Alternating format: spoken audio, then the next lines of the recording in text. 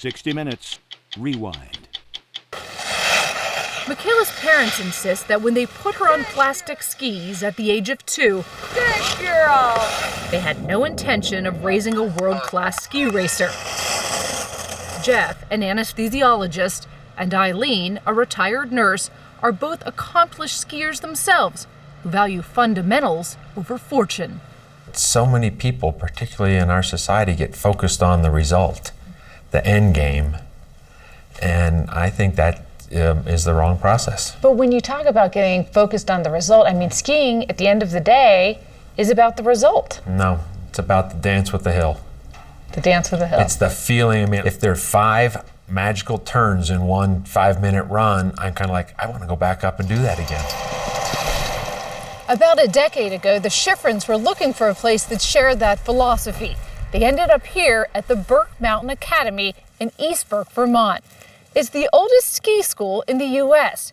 Here, students receive a formal education, but they're also schooled in skiing in some of the nastiest weather in the country. Conditions out here are a little different than Vail. They are. Yeah, a little icier, and that's a good thing. It's a good thing for racing. Are those the new skis? Kirk Dwyer runs Burke Mountain Academy and coached Mikaela for years on this mountain. That was much better. Work with that downhill ski, work with the legs for release. The mix of rain and roller coaster temperatures rarely create fluffy powder here. How does up top? More often, it's like skiing on an ice skating rink, which is exactly what draws the best young skiers in the world to Burke. That little girl won the Spanish Nationals last year. This one? There are 9 Burke alumni on the U.S. ski team this year. The school has created 30 Olympic athletes since its doors opened in 1970, including now Mikaela Shiffrin. She's huge. There have been other skiing prodigies in the U.S., but Mikaela's done it earlier and at a higher level than even they have. Mikaela credits much of that success to the work ethic she learned at Burke. Keep going. Students here train up to 5 hours a day, 5 days a week.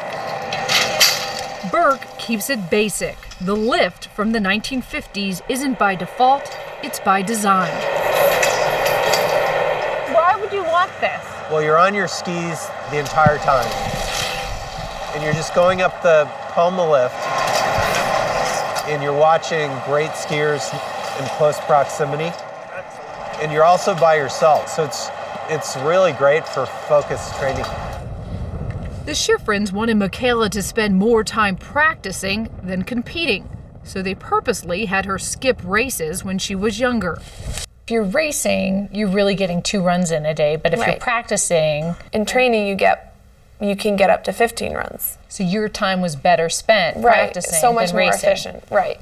If I was racing against girls 5 years older than I was, then I needed to get 5 years of experience in 1 winter of training. Come on, Mikaela. To try to bridge the age and strength gap between her and her rivals, Mikaela has become a trainer's dream. Nice, Mikaela. Working out almost every day for up to 5 hours. Perfect, good job. We're told that's 176 pounds she's lifting. Personal best. Good job, Mikaela. Many of the more exotic reps are designed to build up the muscles that are severely tested Keep those legs moving, come on. by the G-forces of alpine skiing. Mikaela has been mostly injury-free, unusual for a skier at her elite level. You think about Bodie or Lindsay and these gigantic, spectacular crashes. She's been very fortunate.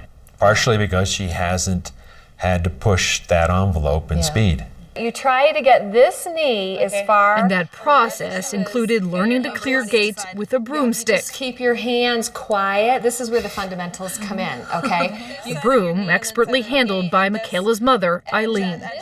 Mikaela, did you think your mom had lost her mind when she was pulling out the broomstick? No, because I didn't really know anything else. So she was like, Mikaela, let's go get the broomstick and practice slalom. I was like, okay, Mom. Coaches credit Eileen, a master ski champion, for Mikaela's steady style. She was her first coach and is still a regular on the mountain, where she alternates between cheerleader and keen-eyed critic. That's what I'm saying. Do you think it's the rut that's set? Should she go outside? Should she try to go outside the rut, maybe?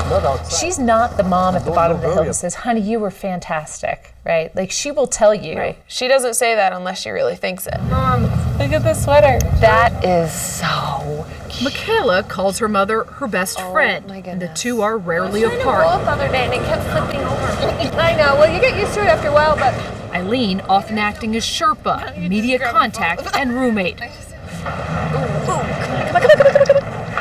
Role the Shiffrins feel is sometimes misunderstood on the World Cup tour.